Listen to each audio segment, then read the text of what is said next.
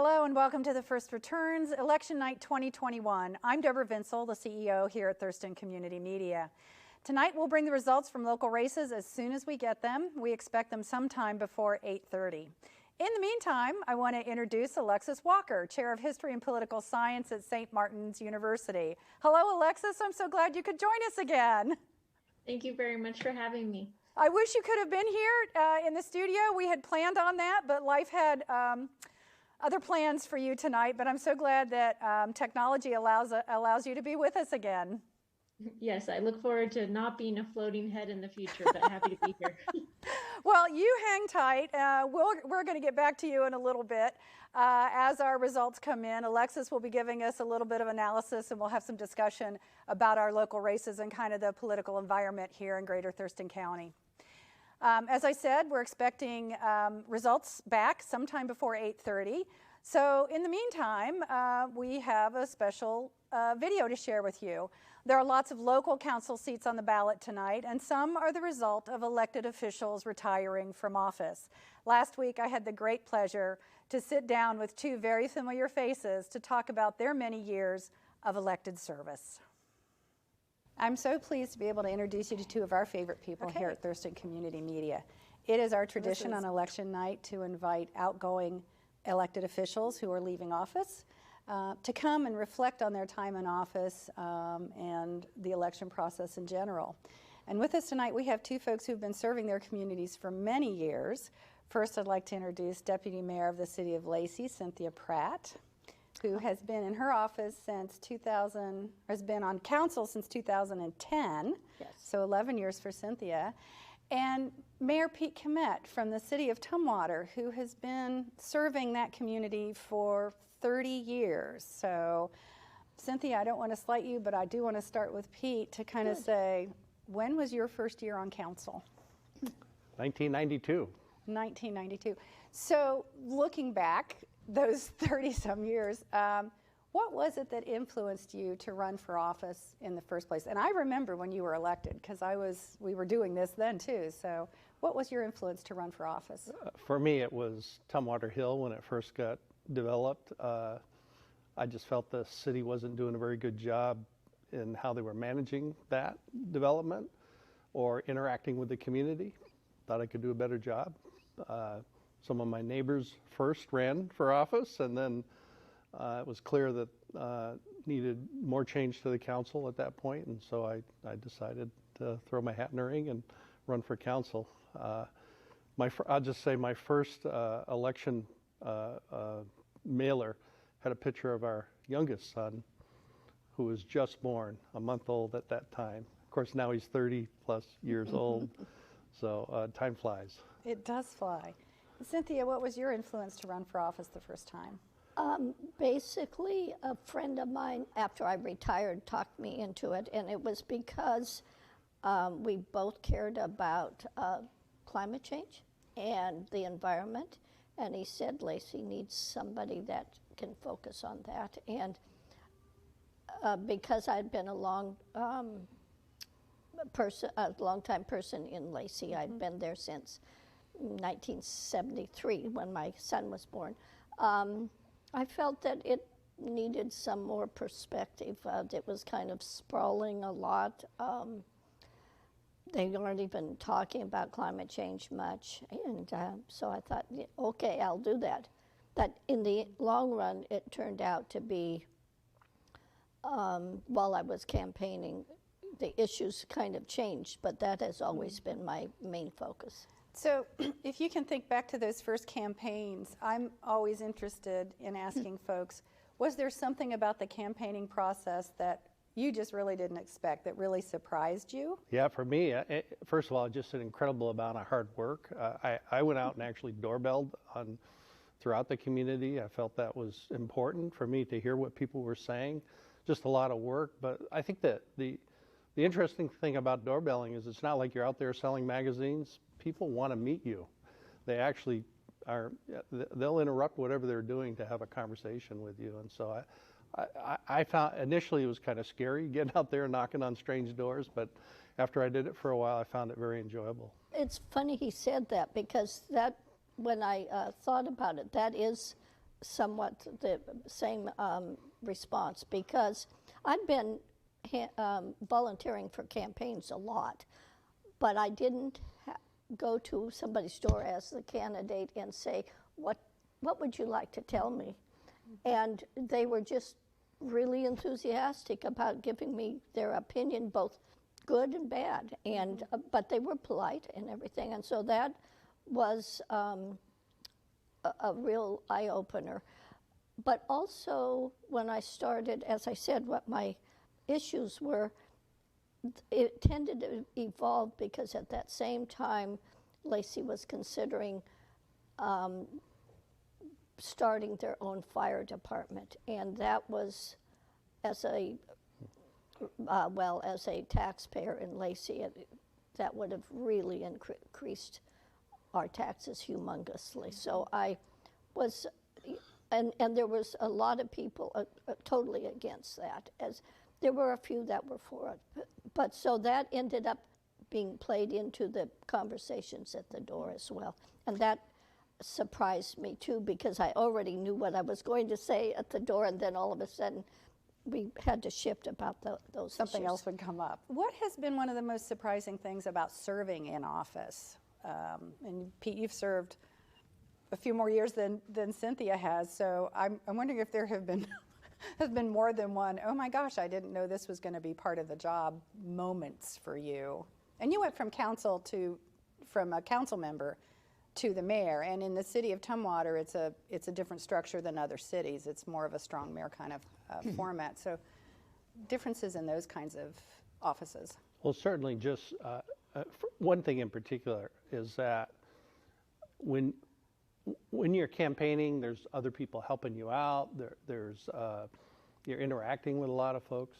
When you get elected, you're essentially on your own. I mean, you've got staff to support you. You may have a few people that you have confidence in that you're talking to, but often you're faced with a decision on the spot about how do you represent your community, and so and the meetings look like they're going slow on TV, but when you're up there on the dais and having to make a decision in the moment, things are racing fast, and it's hard to catch up sometimes and really slow down the process and really think about what's the right decision for my community. But that's also what makes it fun too, because it's a challenge for us. For me, is that transition from council to mayor, I didn't realize how big of a transition it was. The mayor, at least in Tumwater, is really the focus of everything. All of the policy work that goes through the mayor, of course, all the administrative decisions come through the mayor.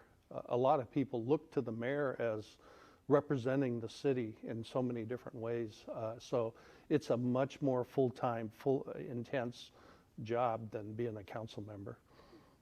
Cynthia, what was the biggest surprise for you when you at first, remember, I just had retired from state government after 27 years, and at the time of retirement, I was in a position where I say, I think you should do this, which meant do it, kind of a thing. I had way more authority to direct people.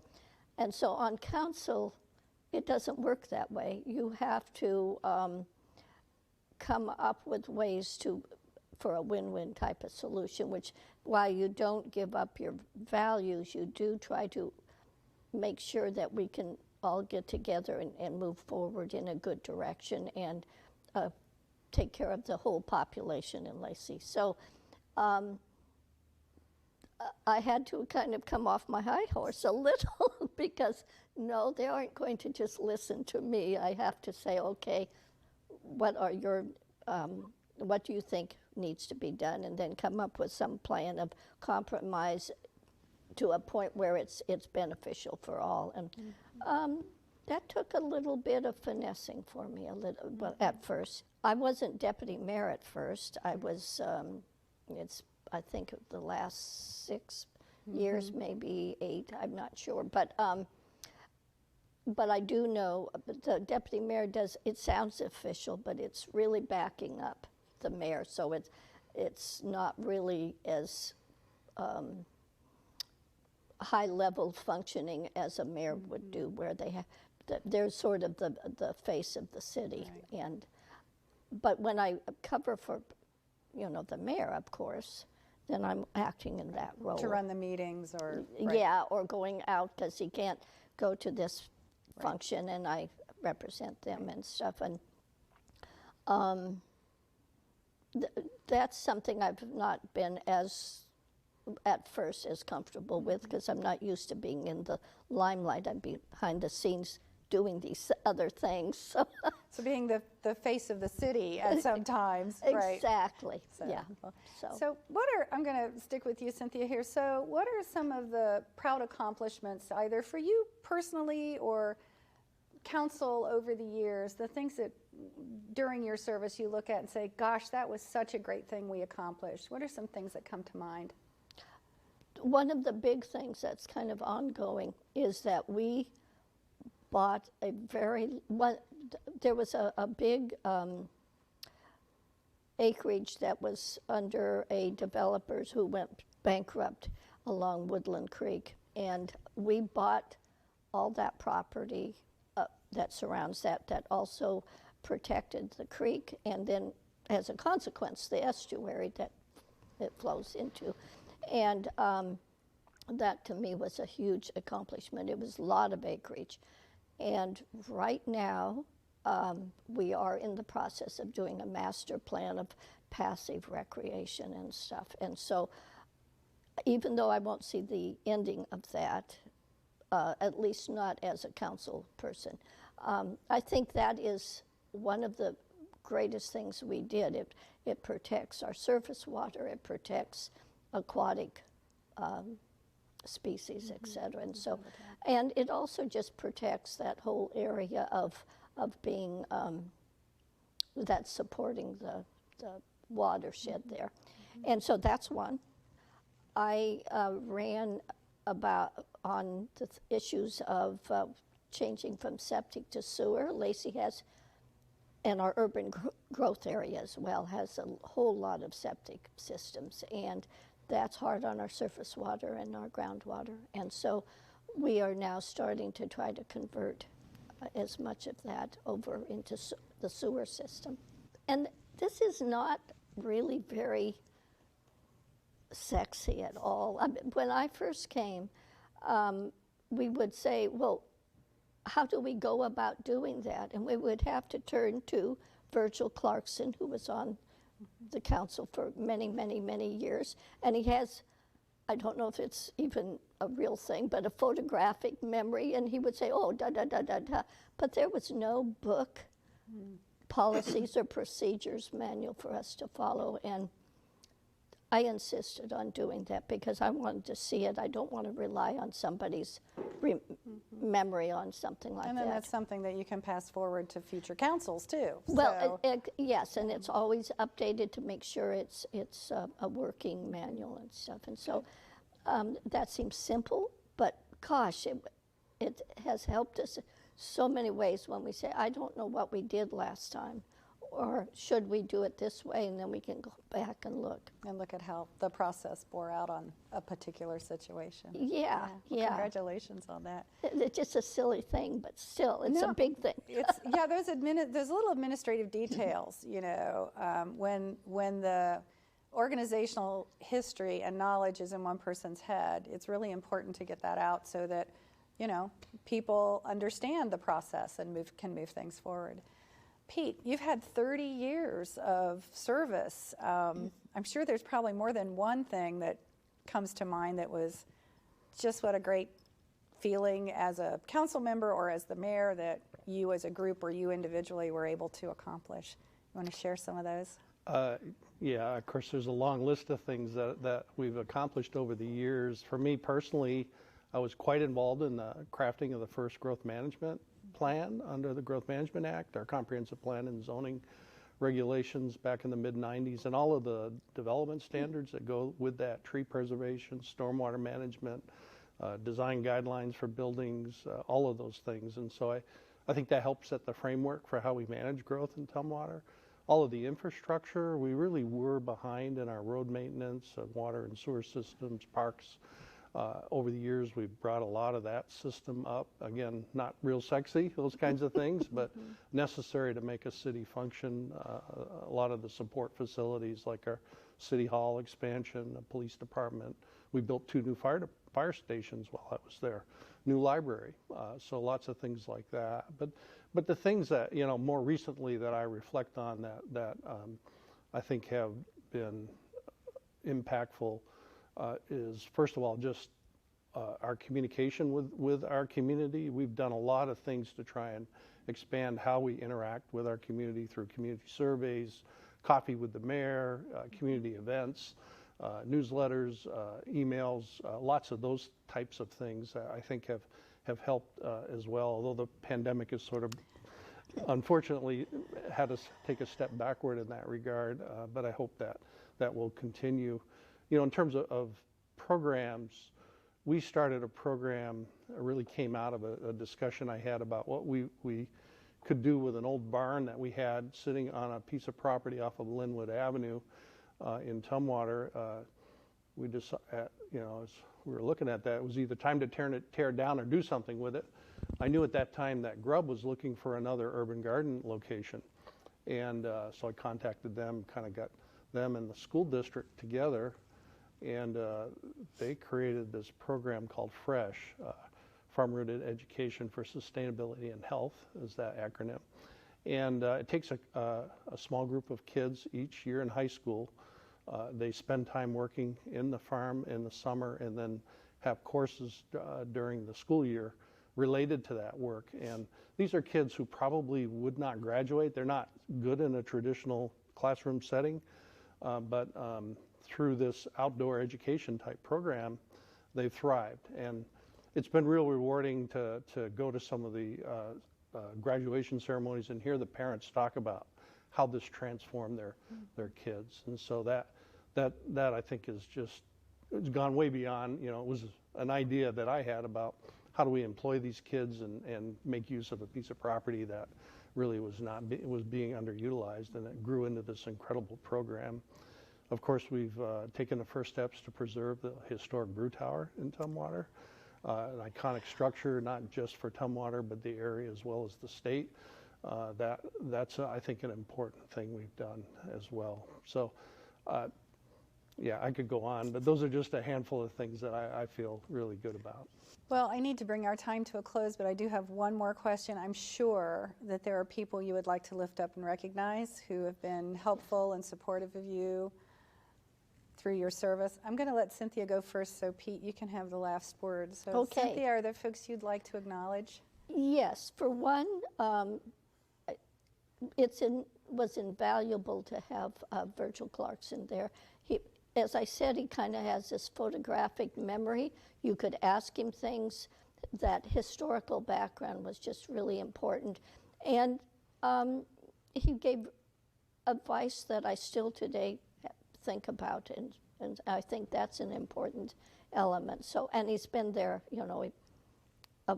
for so long that it really was beneficial to me. But who gets forgotten often is the staff of the city. And I know when I first came, Carol Litton, and she may have a different title at the time, but it was kind of the assistant to the city manager and council. And I could ask her anything. I mean, being new to the council, some of my questions may have been rather silly, but she answered them because I knew I could go to her and get the answers. And all those people in that position have been so helpful. Right now it's Nicole Williams, but and again, I can call her and say, I can't remember if we canceled that or not, kind of thing. So I think that is the most important ones. And of course, I could name officials in other cities and stuff that have been very supportive and stuff, but I think that I do want to concentrate on staff and Virgil. And Virgil. Mr. Mayor, you've had 30 years of experiences with a lot of different people in your journey there, so who would you like to lift up? Yeah, I think I would echo Cynthia's comment about staff. For one, to me, this is like being at a university class almost every day. You're learning something from very smart people. But, individuals, certainly former Mayor Ralph Osgood, worked very closely with him while he was mayor and I was deputy mayor. And then even after I became mayor, have consulted with him regularly. And I have to point out my city administrator, John Doan, just an incredible guy, has really helped me in my job as mayor. I brought a little prop here. I have to take a moment to just talk about this. I was going to ask about that. This little picture here. So, and to me, this is representative of the community and the support I've had in the community. So I'm out doorbelling one day, and I was knocking on a variety of doors, and these two young ladies came up and with their mom, and we were having a conversation, and I didn't think a whole lot about it. But the next day I was in another part of that neighborhood just kind of walking along, and this car stops, and one of the young ladies gets out and she goes, "I drew this picture of you." Her name is Grace. And to understand the kind of impact you have on someone, you don't really think about it. But we as elected officials sometimes take our position for granted, and it is really special to be there. Not everyone gets to be the mayor of Tumwater or a council member, and really is a privilege. And we impact people's lives every day with what we do, and sometimes you forget that. Anyway, to me, this is an example of that. And I've since seen this young lady as she's grown up, and it's fun to just to remember that and see those things. So I've thoroughly enjoyed what I've been doing for Tumwater. There's certainly been difficult times and emotional times and times where you don't get a lot of sleep after a meeting. But for the most part, it's been rewarding, and I feel good where I've left the city, and certainly looking forward to retirement. But I think we've got a great team behind that I'm leaving behind that'll take care of things there.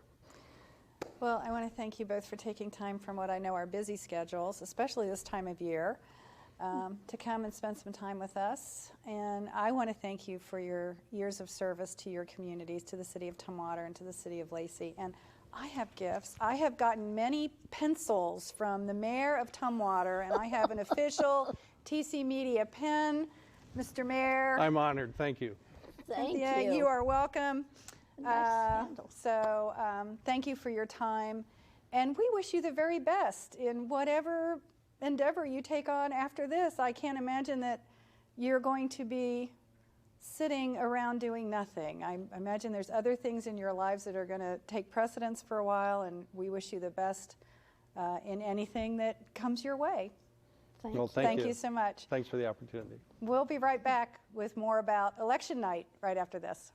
Local media can focus in on the things that affect us day to day. If you think about what we hear in national and even regional media, it's about big picture issues that really don't get down to the neighborhoods and communities that you and I live in. The League is committed to promoting democracy and an informed electorate. TC Media helps us do that in a more professional way that reaches more people and amplifies the impact of the messages. We reach many, many more people in a better way because of our partnership with TC Media. I ask that you think about how you can support TC Media.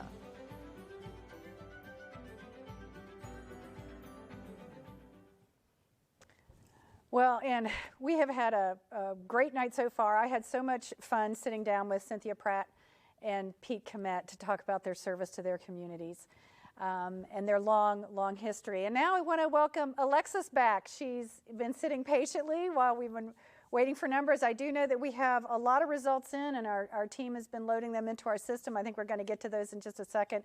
So, Alexis, welcome back to the First Returns.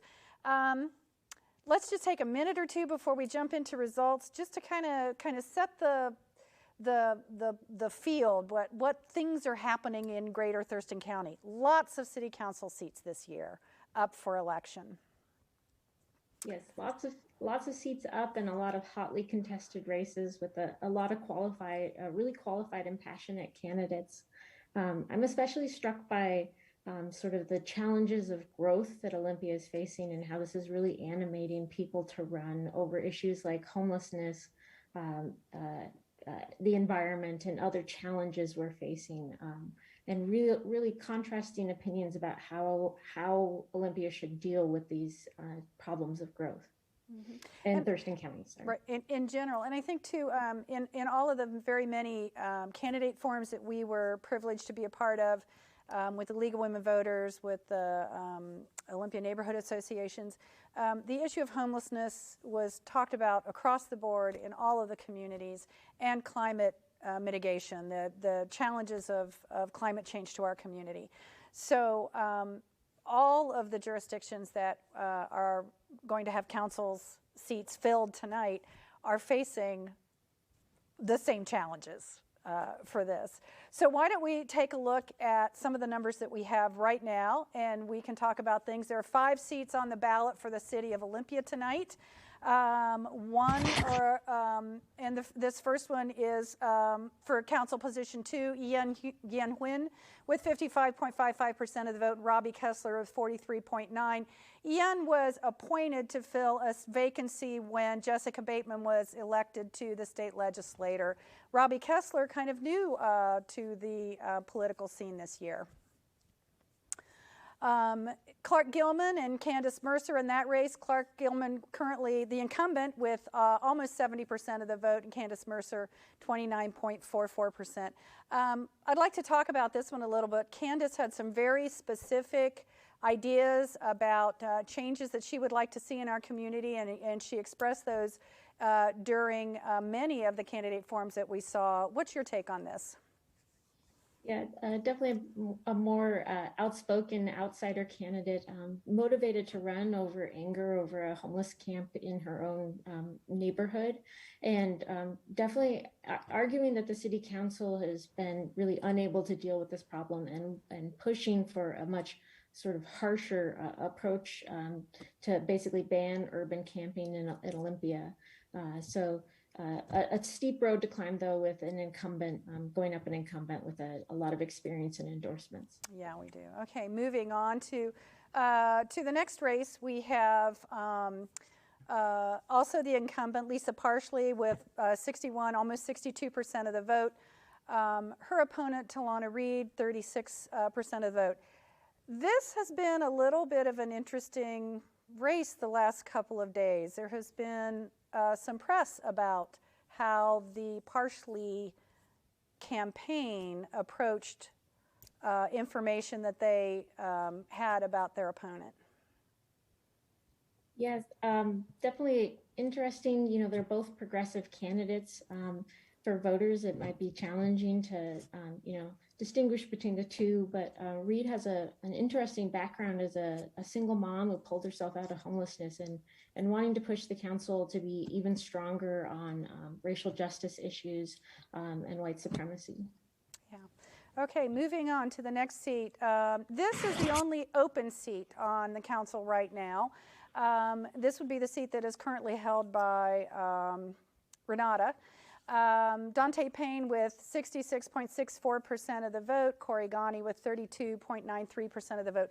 What I noticed about these two candidates often during the candidate forums is they often agreed with each other. Yeah,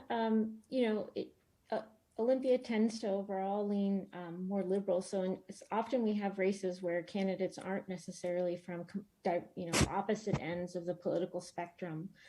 In general, Payne tended to focus more on police reform, and I think maybe this was the sharpest distinction, whereas Ghani said he entered the race because of an attack on a family member by a homeless person, and he's pushing for a much stronger police presence with regard to the homeless problem. So on that issue, I see a sharper divide. Okay, moving on. And finally, the race between Jim Cooper and Spence Wygand. Jim also the current longest serving member of the Olympia City Council with 52.13% of the vote. Spence Wygand with 47.4%. This is a close race for this point in, knowing that we have many ballots yet to be counted over the next few days. What's your take on this one? Yeah, usually, longest serving member, you'd expect the incumbent to have a real advantage, but Wygand, as a realtor in the area for years, has almost had free advertising with all of his houses for sale. His name recognition as an outsider is more than the average candidate. He's also portrayed the city council as sort of overall sort of struggling with groupthink, and he's portrayed them as too liberal, and argued that he'd be a real outsider to shake things up. And maybe voters are frustrated and responded to the idea of a shakeup on the city council. Okay.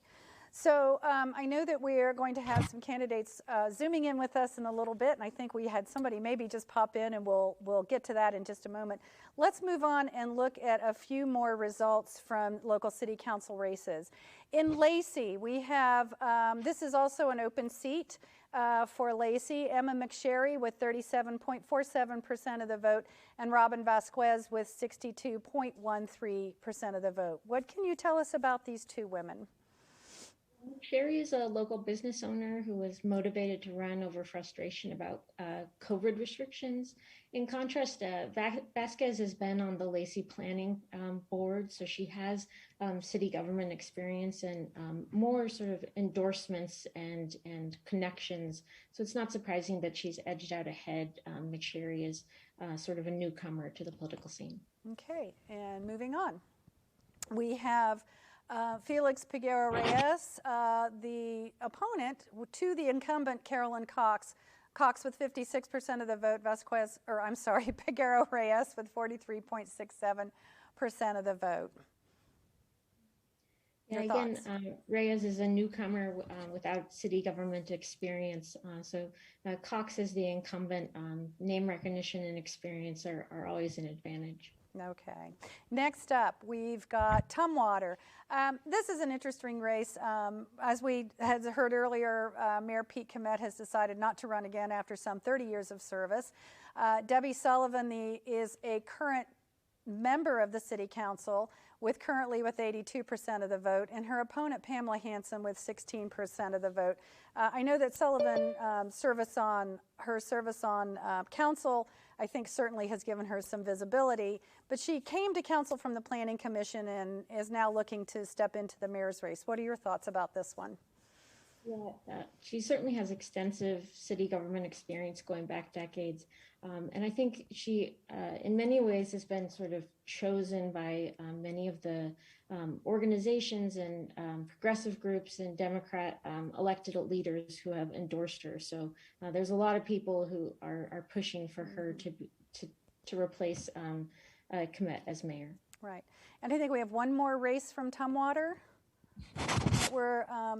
Do we have another results for one more race? Right, I thought so. Alex Rossiter with 32.15% of the vote with Peter Agabi with 67.04% of the vote.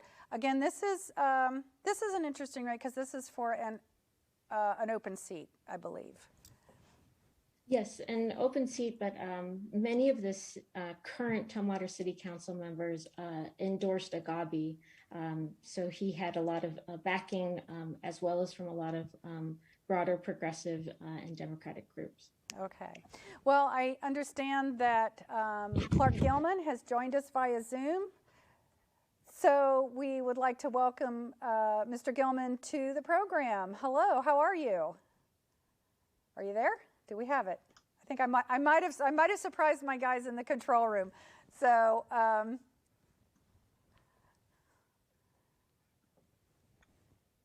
there he is. Hi, Clark. Hey. How are you?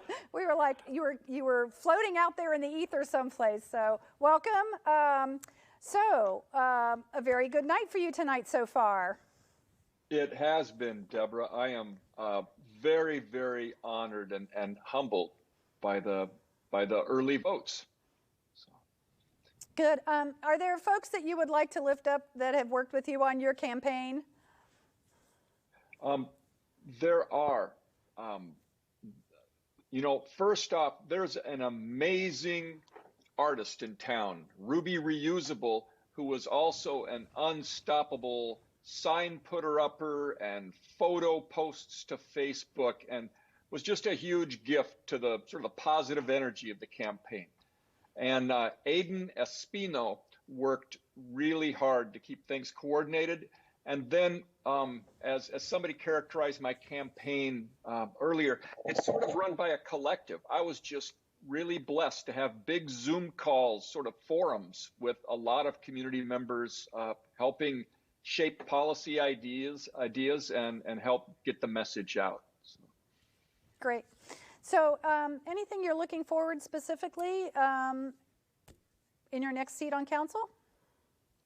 Yes, Deborah, I am both really, I feel honored for the opportunity to continue to try to manage the best we can through the multiple crises we have, but also super optimistic about the things that we'll continue to do with parks, with the armory coming online. I think we're going to continue to deliver some of the roses, some of the fun things and some of the good things for the community, and just continue to do our darndest to manage the crisis of homelessness, the COVID economic recovery for downtown especially, and hopefully have some more dreaming about downtown and some more re-envisioning how the West Side redevelops. I hold out hope. Great. Well, I want to thank you for taking some time tonight to join us. I know there's probably a lot going on right now around you. So have a great evening as it rolls out, and congratulations on what looks like a potential win. Thank you so very much. Have a good evening. You are more than welcome. Okay. Bye-bye. Okay. One of the things I wanted to talk to Alexis about a little bit while we're waiting for some other folks to come in, and I think we might have one or two other candidates waiting, but we're just going to give that a moment. We have just some kind of big local news with our Secretary of State, former County Auditor Kim Wyman, who will be leaving her position in just a couple of weeks to move to Washington, to the other Washington, to take a role in election security with Department of Homeland Security. I know I've had some folks who have asked me, how does that seat get filled when she leaves? When our Secretary of State steps down, what's the process there? So in the immediate term, Governor Inslee will appoint someone to take up the seat. And he is not required to appoint someone that aligns with Kim Wyman's political party. So that person who is appointed will then serve until the 2020 general election, at which point then the public will select someone to finish out Kim Wyman's term until 2024.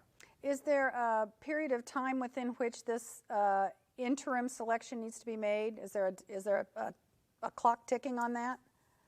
I'm not sure if there's an immediate clock. There certainly hasn't been any leaks about who Inslee is going to appoint just yet. Okay, well, and I'm sure everybody wants to get through the elections before there's a lot of thought about that. So, but we do, we've had the great privilege of working with Secretary Wyman over the years when she was the elections officer for Thurston County, and then our county auditor, and then our Secretary of State. So we here at TC Media want to just take a moment to thank Kim for her service and wish her the best in this exciting new position. I think she will do a great job, and I think our country will be blessed to have her in that role. So, okay, I've been told that we have Alex Rossiter joining us. So, hi, Alex, how are you? Alex, Hi. looks like you're at an event. Yeah, the watch party. Okay. So the numbers are not trending your direction tonight, which happens in elections. But I'm wondering if you would like to take a moment and just lift up some folks who maybe have worked on your campaign with you. Yeah, for sure. I do. So I want to definitely say thank you to God for putting me here, and keeping me here. That's always a nice day to still be alive. I want to say thank you to all of these people in this room with me right here. They're all supportive. Woohoo! Oh, that's wonderful. Hello, everybody. Thanks for joining us. Friends and family. So I'm proud to be from Tumwater and from America, and I'll try again in a couple years. Okay. Well, we want to thank you for joining us and for taking time away from your friends and family during this evening. So we'll let you get back to them. And thanks for calling in. Okay. Thanks. Take care. Okay. So I need to double check with folks in the control room. Do we have school board or port races, port commission? Let's look at the port races. Now, this is a really unusual situation, Alexis, because we have 2 open seats for the port. So in this first one, for Port Commissioner District 2, Jesse Simmons with 48.62% of the vote, Bob Ayal with 50.73%. This is one of the closest races we've seen tonight. So nothing is for sure in a vote-by-mail election where the results kind of roll in over a few days. Tell us about this one. Yeah, it definitely seems too close to call. Simmons is a veteran and union activist, seemed to have more backing from labor unions. Ayal is the CEO of the corporation that manages the Nisqually tribe's businesses, and also a Nisqually tribe elder, and has a stronger sort of environmental stance. So that interesting combination of business skills and environmental stance. But again, seems way too close to call. Right. And for the other seat on the Port Commission, we have Amy Evans with 56.68% of the vote and Joel Hansen with 42.63% of the vote. What could you tell us about these 2 folks? Evans is a real estate broker and attorney. Hansen works in solar energy and had a real platform on comprehensive climate program at the port. I'm a little surprised with Evans. There was some controversy in the days before the election that she might have a conflict of interest representing a company that was going to lease land at the airport, and that certainly got some coverage in the local newspapers, but it doesn't seem to have affected her vote so far. Mm-hmm. Yes.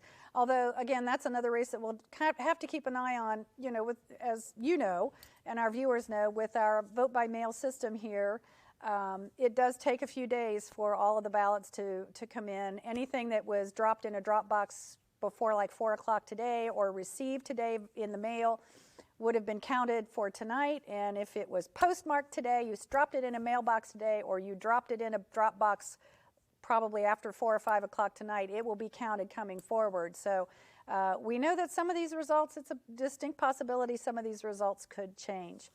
Okay, so let's look at school. Oh, and I'm sorry, before we get off of the Port Commission, one of the seats that is being filled is retiring Port Commissioner Bill McGregor. Had a little moment there, and who had served in that capacity for quite a long time, and we want to say, thank you to Bill. He's a former member of the TC Media Board of Directors, which is I want to lift him up and say thank you for his service. And so, okay, so moving on, we are going to look at school board races. In the Olympia School District for District Number 3, School Board Director District 3, we have Darcy Huffman with 53.44% of the vote and Mark Boyer with 46.17% of the vote. I think people truly, sometimes they don't truly understand what a school board does. And there is so much news these days, especially in the national news, about the impacts of certain kinds of education or things that people think they're being taught. So can you share with us a little bit about the role of school boards, and we'll finish up with the results in just a second. Increasingly, education policy is getting nationalized, but we still have this local control over a lot of curriculum decisions, what books are being taught, how things will be organized in the school, programming, class start times, all of that's happening at the local level. So very much there's still a real local control. And I think, COVID may have brought this into more stark relief for people, that school boards are making decisions that have impacts on, what safety protocols are happening, how kids are going to be attending school during this really difficult time. Mm-hmm. Okay, so for the next position on the Olympia School Board, we have Scott Cliffthorne, who is the incumbent. His opponent, Don Mitchell, with 33.51% of the vote. Cliffthorne with 66% of the vote. So that's a pretty significant lead in that race. Any thoughts about this one? In both of the school board races, Mitchell and Boyer sort of opposed the school board's delay of reopening schools and thought that the school board was too cautious about COVID. So it's interesting to see that both of those opponents who were pushing back on the policy, the COVID policy, seem to be not having success tonight. So maybe the community supporting the school board's approach on COVID. Okay. Next up, we've got, let's see, what is our next race? We have the North Thurston Public Schools for the District 2 Director's position, Tiffany Severick with 54.91% of the vote, and Pamela Johnson, 44.5% of the vote. Tell us about this race, or these two ladies. This is one that I'm not as okay. up to date on. That's okay. That's okay. There's lots of school boards, but I think it's it's one of the most important things that people vote on, and sometimes they don't know enough about it.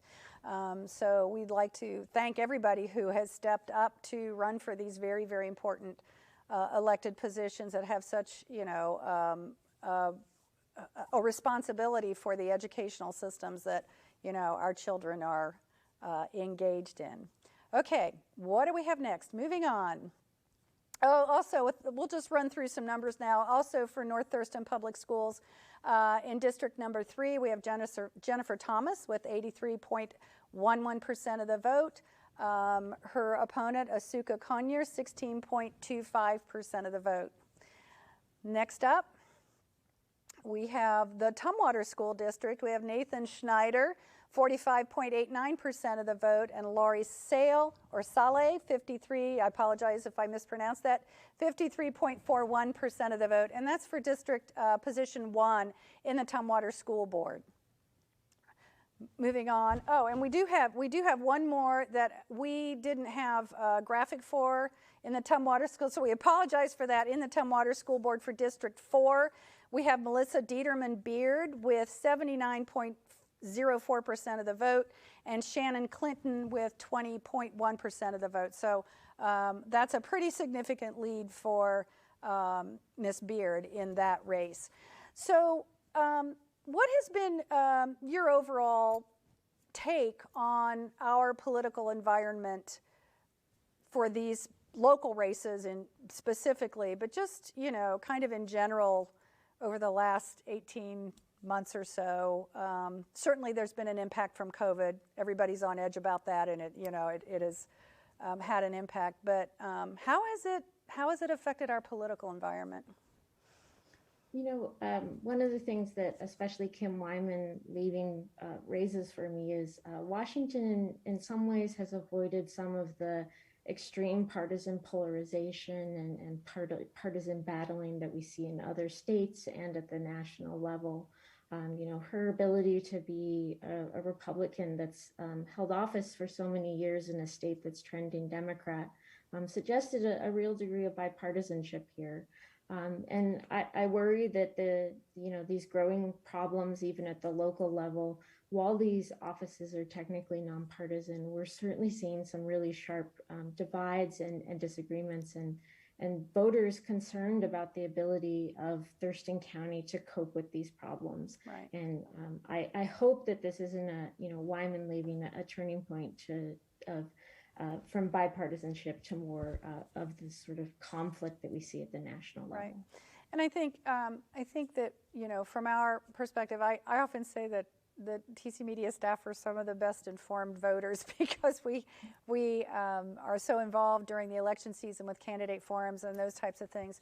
And it's like I said earlier, across the board with all of the local council races specifically, the issues of climate mitigation and homelessness specifically were, two very heavily focused issues. And, with the issue of homelessness, it's obviously not a problem that just one community can solve, because if one community passes an ordinance that is harsh, the problem simply moves. So it's really not something that, it has to be a regional approach. And I think that that's something that, we've seen our communities come together, our councils come together and work in a collective way on a lot of problems. But that problem specifically, there were so many, it was in very sharp relief, as you put it. But it wasn't something, when you sit and you think about it, it's just not something that just can be fixed in one place because it's a regional issue. So, okay, I understand that we have some folks waiting to talk to us.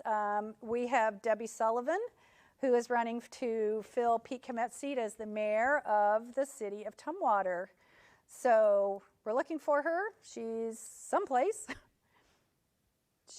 We thought we had her. She's not in our Zoom room, but we do have Bob Ayal, who is running for Port Commission. So we want to welcome you, Bob. Hi, welcome to the program.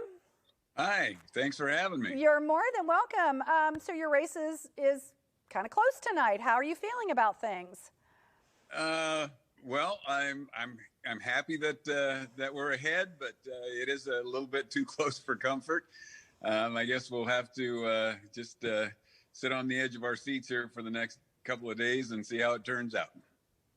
So I know, campaigns don't happen in a vacuum, and there's always a lot of people who are involved in them. So are there folks that you would like to lift up to say thanks to, or just acknowledge who have helped you in the last months as you've prepared for this? Oh, certainly, yeah. Well, my sister Cynthia IL and good friend and co-worker Gianna Marshall have been our campaign managers, and they've really done all the work as far as getting me out there in front of people and whatnot. Three Girls Media was a local woman-owned business that I'd really like to thank for all their work handling our social media and website and that sort of thing, and really the number of supporters just really it's really kind of overwhelming how many people I've met through this campaign and have been such great supporters, and there's too many to mention by name, but I really appreciate each and every one of them. Well, I asked in an interview that I did with Pete Komet and Cynthia Pratt earlier that I asked them when they were first campaigning for their seats, was there something that surprised them about the campaigning process? So I'd like to ask you, was there something that came up during your campaign, the process of campaigning, that was a surprise to you? Well, I would say the biggest surprise was just how much work goes into it. There's this is my first time at running for office, and I knew I'd have to commit some time and work hard at it. But it really, it was really a lot more involved than I thought. And also just with the port itself, the port is involved in so many different things, and there's really a really steep learning curve to get all up to date and up to speed on what's happening with the port. Okay. Well, I want to thank you for taking time tonight. I know that you may have things that you're doing, watching the results come in. But Yep. thanks for taking time to join us and for tossing your hat into the ring to run for elected office. And good luck. There's a lot of Thank you so ballots much. yet to be counted. Oh, yeah. Take care. Yeah, there is. Thank Take you care. very much. Bye-bye. Okay, I've been told by the magic that happens in my ear that we have another candidate. We have another candidate waiting for us. So hang tight there, Alexis. We're going to get back to you. It's Candace Mercer joining us, running for City of Olympia. Although I think that we're having a little bit of a technical issue. There she is. Hi, Candace. Thanks for joining us. Can you hear me? Hi. There you are. How are you? No, we're having a bad, okay. So, and people thought that this only happened on the, national news. No, we deal with it too. So, okay. Candace, if you can hear me, I'm going to tell you that we're having a real technical issue with your internet connection. It's really stuttering right now. So hang on. We'll try to get back to you in just a second, or you might try to log back in and see if we can clear that up. So I apologize for that. Okay. Okay. But it happens to the best of us, Technology is wonderful until it isn't. And sometimes when we're Zooming, it's just not what we need it to be. So, okay, so Alexis, I know we were talking about something and I totally lost track of where we were. Kind of our political environment here in Greater Thurston County. Has there been anything about any of the races, particularly in this campaign season, that has surprised you? I'm not sure about surprise. I am really excited to see a lot of young candidates and also potential for more diversity on our elected officials in all of the cities and across the county. That I think that overall is reflecting the growing diversity in the area and is a promising trend. Okay. So my director just said something to me and I could not understand what he was telling me. Oh, with Carolyn Cox. Okay, thank you. Hang on, Alexis. Carolyn Cox is going to join us. So let's bring Carolyn into our little world here. Oh, okay. So, let's just take a deep breath. We are having some technical issues. So I'm going to ask Care, our director, if we might take a little break so we can collect ourselves. And we will be back in just a minute after we get some of these technical issues worked out. So stay tuned. More of the First Returns right after this.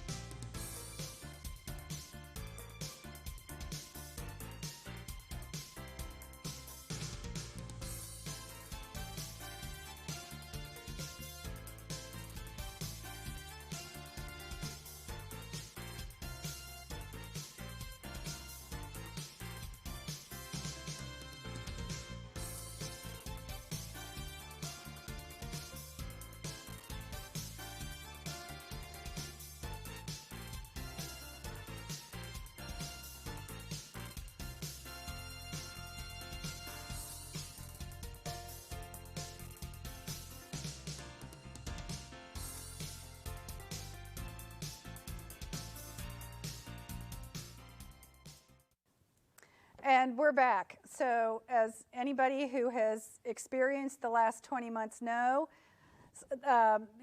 these online platforms can be a wonderful thing, but sometimes they don't behave the way we want them to.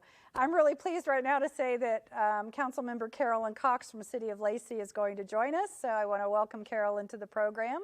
Thanks for taking time to be with us tonight, Carolyn. How are you doing? Oops, I think you're muted. It's the first time I got to say that on the air. You're muted, so there we go. How are you doing? Pretty great. Yeah, I mean, it's still early out yet. I'm taking nothing for granted, but the first numbers are really, really encouraging. They definitely are trending your direction. Well, you never know. Of all the incumbent Lacey City Council members and all the positions on the ballot, I'm the only incumbent that the voters could toss out if they were unhappy. So you want to share with us some of the folks who have helped you with your campaign? I know this isn't your first rodeo. You've been through this before, but I know you don't do it by yourself. So are there folks that you would like to lift up to acknowledge? Well, absolutely. And why don't we just start at the very top with, I had great support from Lieutenant Governor Denny Heck and our legislative delegation. The mayors of Olympia, Lacey, and Tumwater all supported me, as did two of our county commissioners, and innumerable groups. We had teachers, firefighters, women's organizations, environmental organizations, labor, state employees, retirees. That was a lot of folks behind me, and those are the average folks, which also makes me feel really good. Yeah. So knowing that this is not your first campaign, but it's certainly your first campaign in the middle of a pandemic, how did the COVID situation impact your campaigning style? I mean, what kind of things did you have to change up that you would normally have done that you didn't do? Well, the biggest impact was on fundraising events. With one exception, all of our events ended up having to be virtual events. So that probably was the biggest impact. I was feeling a little timid about doorbelling because I didn't want to put people off if they were worried about, people showing up on their doorstep. And I certainly didn't want to put any volunteers in danger, but we all agreed, we were vaccinated, we wore masks, and we kept a respectful distance, and so that picked up. So some things were not terribly different, but other things were. Did you find that the campaign timeline had changed any given COVID? Did you start earlier, start later? Well, I started a little earlier with the campaign kickoff, but I did not have a primary. There were just the two of us who entered this race. And so it looked we kept it kind of quiet publicly while we were building the campaign and trying to raise money before the August primary. And then we hit it hard after Labor Day. Yeah, and that certainly does make a difference when you don't have to campaign for a primary before you campaign for your general election. So it gives you an opportunity to focus.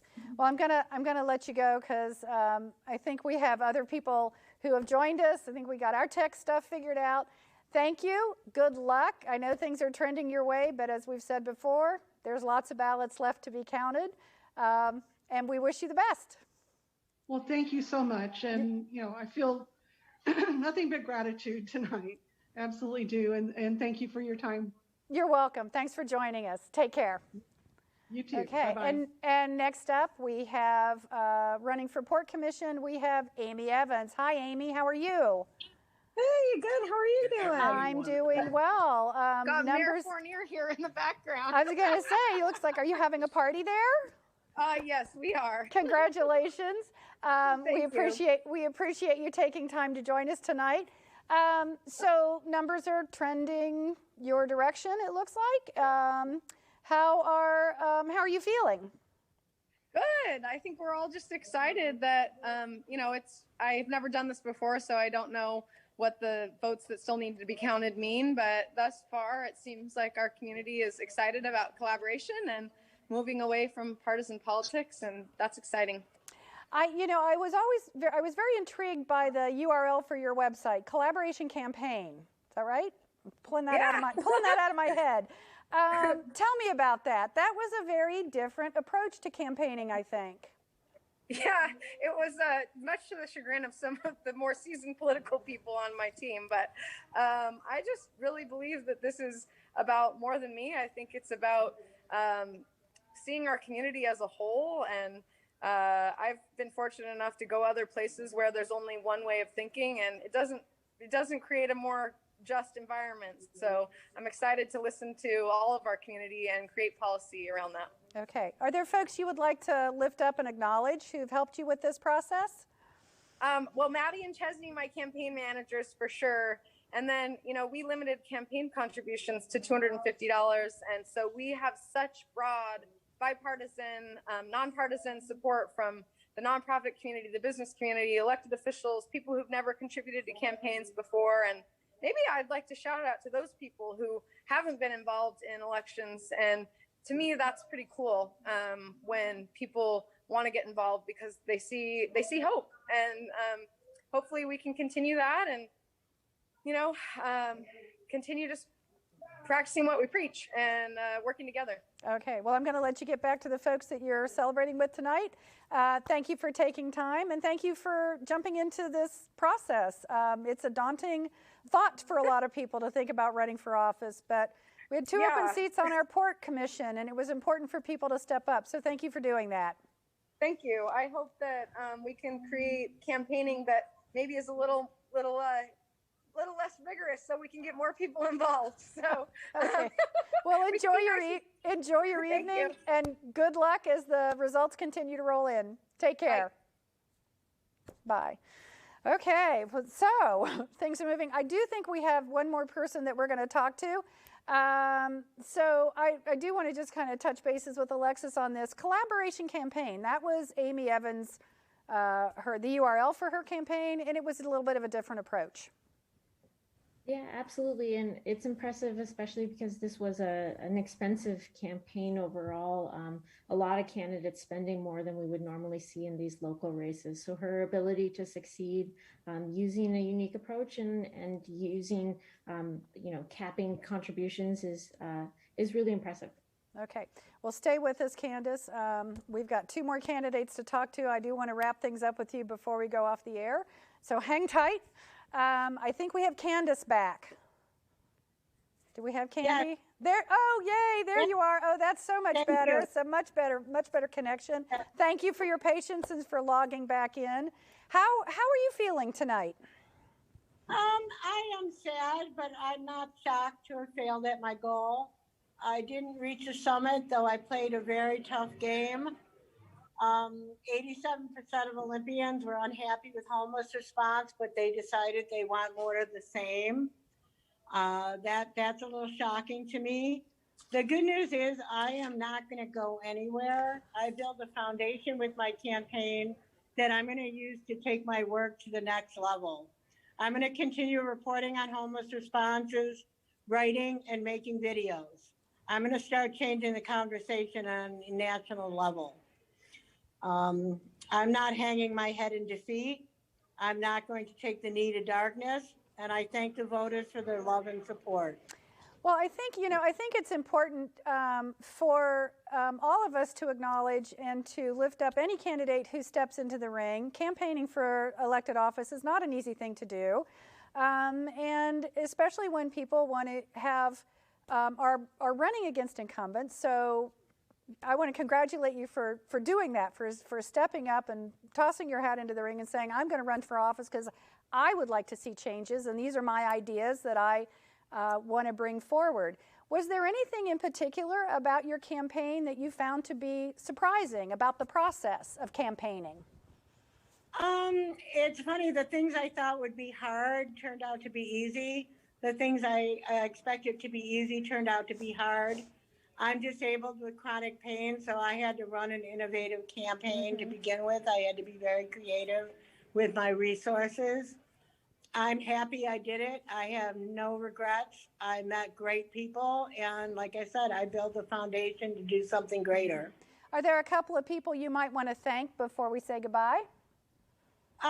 Yes, I need to thank David Ross, believed in me when I did not believe in myself. I want to thank my creative team. I can't give their names because of the threat from Antifa, but my creative team excelled. I take full responsibility for my loss. I played the game as hard as I could. I played aggressively, and the voters just weren't ready for me, and I accept that. Okay, well, I want to thank you for taking time from your evening to join us tonight, Candace, and I have a feeling we'll see more of you. Definitely, I am not going away. My reporting's only going to get more intense. Okay, thank you for your time. Have a good evening. Take care. And Bye-bye. I think we do have Debbie Sullivan. We tried to connect with her earlier, and we were having a little bit of a problem, but do we have her now? Is my team, she there? We're having problems with Deb, getting her connected. Okay, well, Alexis and I are going to chat for a little while then, and if we can make this connection with Deb Sullivan, we will. And, you know, we'll see what we can do. So Candace is an interesting person, you know, and she had some very specific ideas about how things should be. What are your thoughts about, what are your thoughts? I guess I would ask. Yeah, I mean, she wasn't alone in that there are a lot of people motivated to run who didn't have political experience this time because of frustrations over homelessness or COVID policy or other things going on in the county. And most of these outsiders were not successful tonight, but I think it's important to recognize that that just the act of running changes the conversation and absolutely brings these issues to the forefront. And is really important. So these outsiders, even if you know they don't fit the traditional mold, are playing a really important role in bringing our attention to important issues. Well, you know, I want to key on something that you said. There were not very many races this year that were uncontested. There were a couple in the City of Lacey. Andy Ryder and Michael Stedman ran uncontested, so we want to congratulate them on returning to City Council. But I can remember in many years over my last tenure here that there have been a lot of seats on the council, on the school boards, that have been uncontested seats, and that is just not healthy. And we have been seeing more people step up, and as you mentioned, younger people. So what do you think is there something in particular that from your perspective is kind of driving this interest in elected office? I think part of it is potentially people, the interviews that you had at the start of the program, they talked about that this isn't sexy work and that these are often dealing with, minor policy things that most of us aren't even aware of. But I think, as Thurston County is growing, as we're facing these new problems, people are getting a real sense of the challenges and the role that local government plays in addressing these. And especially if you're frustrated about what's happening at the national level, as it seems like it's hard to get things done, there's absolutely things happening at the local level, and we can get involved and have a real influence. And I think that we're seeing people recognize that they can make an immediate impact by getting involved at the local level. Okay. Well, Alexis, I'm as much as hard as we tried, we have been unable to make a connection with Debbie Sullivan. All of us here at TC Media, we apologize for that, but we do want to congratulate Deb. She has a very significant lead in her race for the mayor of the city of Tumwater. We congratulate her on that, moving from a council position to the mayor's position, and we look forward to working with her in the future.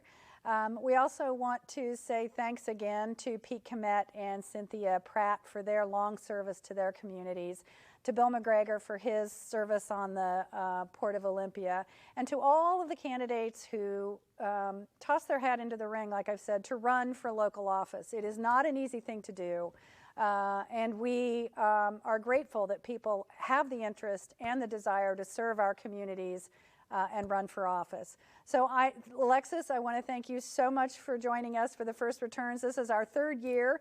I really do hope that this time next year you're sitting on the other side of the desk from me. That would be lovely. And best of luck to everything that's happening in your life right now. We appreciate you taking time to be here tonight. And again, I want to thank you for joining us, and to, as I said, to Pete and Cynthia for their years of service, and to all of you watching who exercise your right to vote. It's one of the most important things that we can do to make changes in our community, because when you don't vote, your voice is not heard. So for all of us here at Thurston Community Media, I'm Deborah Vinsel. Thanks for watching. We'll see you next year for the First Returns.